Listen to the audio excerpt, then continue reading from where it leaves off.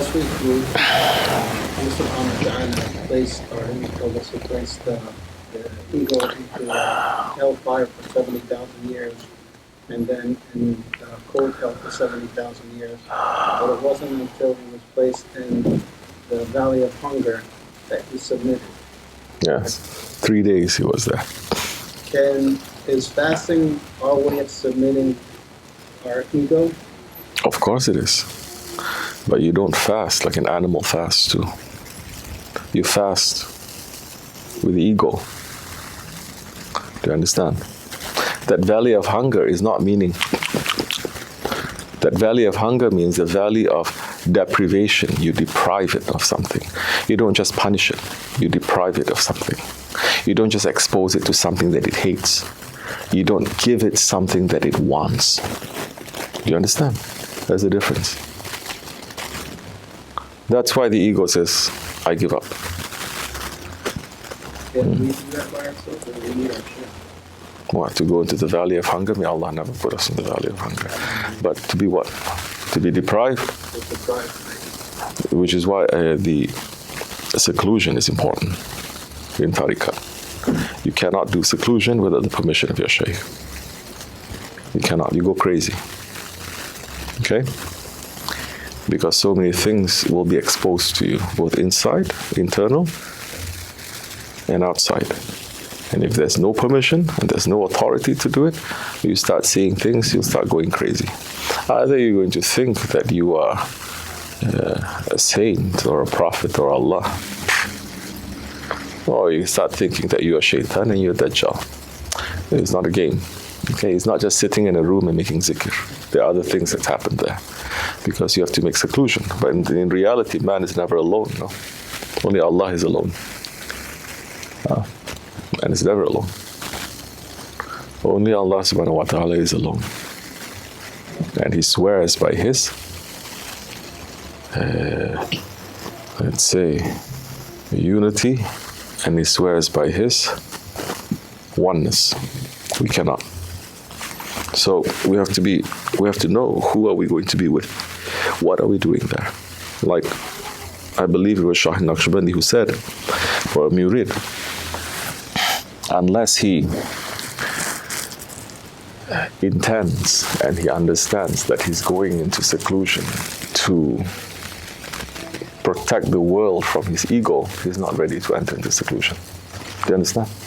Not to enter into seclusion to see this or see that or go to higher stations, but he say, my ego is such a dangerous one. I'm saving the world from not being in this world for some time. It is an exercise. It is a very special exercise. It is a very dangerous exercise. I haven't been on a long seclusion like that. A little bit here and there, it's okay. I'm supposed to for some time, but I'm not running to also. In our way, it's a seclusion itself. You cannot eat except for a handful of bread and one bowl of soup and tea, no sugar. But that's the easy part. One of the things that is hard is 5 times a day you have to take a shower, cold shower. You have to take a ghusl before you pray. And you sleep very little, and there's so many things that you need to do. So you're not alone. Who are you with? If you're not understanding yourself, that time shaitan may appear to you as something, and you think it's not shaitan. You're in big trouble. How do you know? These days, people see a little bit of light and go, we become like Christians. They hear a voice and say, is that you, God? Yes. Mashallah. We became like Christians. Oh, God woke me up this morning. What happened to you? You become a prophet? Even prophets, they don't speak directly to their Lord. So many of them showing that it is Hazrat Jibreel that is there representing. The one who has the title of speaking directly to his Lord didn't even speak directly to Allah subhanahu wa ta'ala. Hazrat Musa, Kalimullah, he spoke to a tree that was burning with a light that is not from this world, and he hears a sound. Don't think a voice means like that movie. Who are you? I am your Lord. It's not like that. So people are not even understanding basic things. Sami Basir Kalam. This, our ability to hear, to speak, this is coming from somewhere that is divine. But it is not this. It is not like this. It is like the man and the boy. Father and son, they're in the same room. Son was born in the room. It's never seen outside. And the father is trying to explain to him certain things. All they see from the outside is a little mouse. And the father is trying to describe to him an elephant. And the little boy is thinking. The father is saying, it is a big animal. It has big ears. Big ears, father? Says, yes. Like the mouse ears, big? He says, yeah, but bigger. Oh, okay, I understand. Yeah, it has a long nose. Like the mouse nose? He says, yes, but longer. Ah, okay, I understand. I understand. The prophets, they were sent to remind us, to make us to understand. Not just to understand, but to remind us. Because we were not created here without any knowledge of our Lord. As Hazrat Rumi is saying, I came from somewhere and I'm returning that. Of that I'm sure. We came from Allah and we're returning.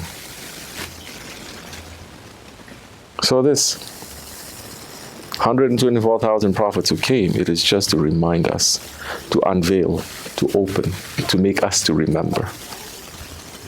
We have that. So, if you're around people that make you forget, you're going to forget.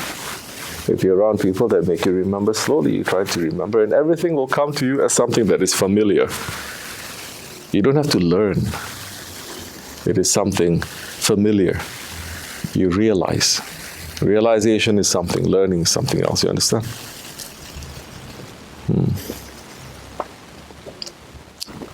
Yeah. So, the valley of hunger. To deprive your ego. To say, La. Ego wants to do something, you do something else. This is the cornerstone of the Osmanli Naksibendi tradition. You understand? And the biggest thing that the ego does not like, does not want, is to follow anyone. No.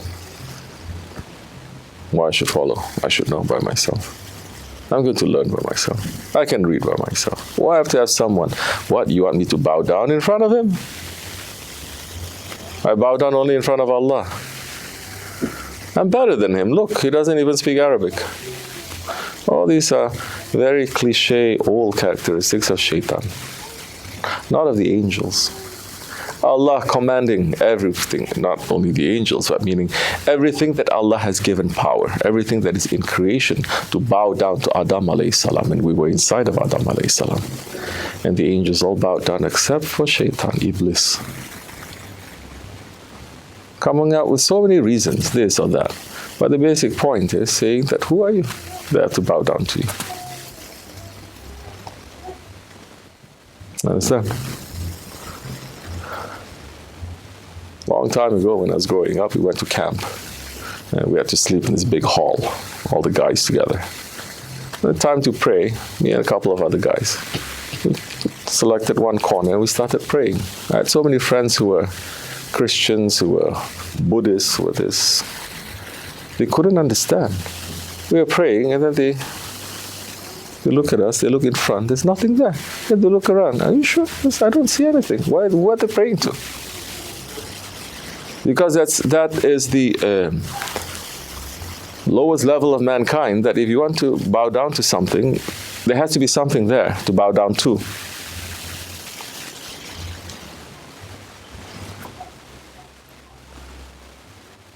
Years later, when I was teaching, And I was speaking, I was teaching to these bunch of Jews also. They were studying in the yeshivas. And to them, they say, well, we see you bowing down to Mecca, bowing down to the Kaaba, so that is your God. It has to be. We understand?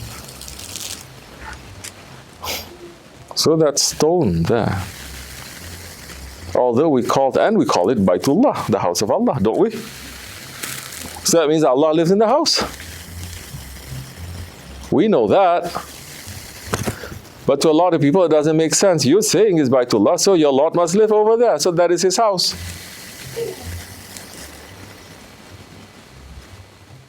Don't you understand the teaching of Islam is not from here? It is not here. It is not from this world. It doesn't make sense according to the logic of this world. It is a Qibla. But before there was Baitullah, before there was a Kaaba, where was the Qibla? Huh? What?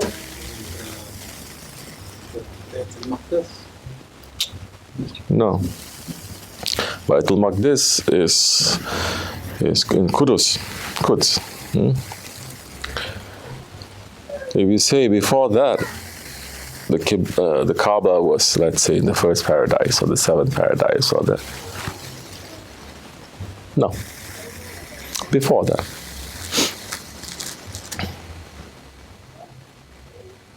When Allah created creatures, there was a time he was alone and he was great in his aloneness. And there was a time when he decided to create, and he says, Kun fayakun. When he created, and whatever that he has created, there must be a direction to Allah. What was that direction? You think, is it a piece of stone?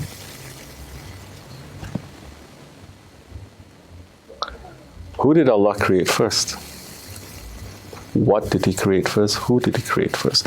The one that he created first must be the Qibla, must be the one that says, now, this is my representative. You see, mankind doesn't understand itself. It thinks it's just been made for this low and stupid world, for eating and drinking, living like animals. And Allah subhanahu wa ta'ala has created us higher than the angels. That he made the angels to bow down to us. That shaitan says, you're making them to commit shirk. You understand? He's blaming Allah. Saying, I bow down only to you.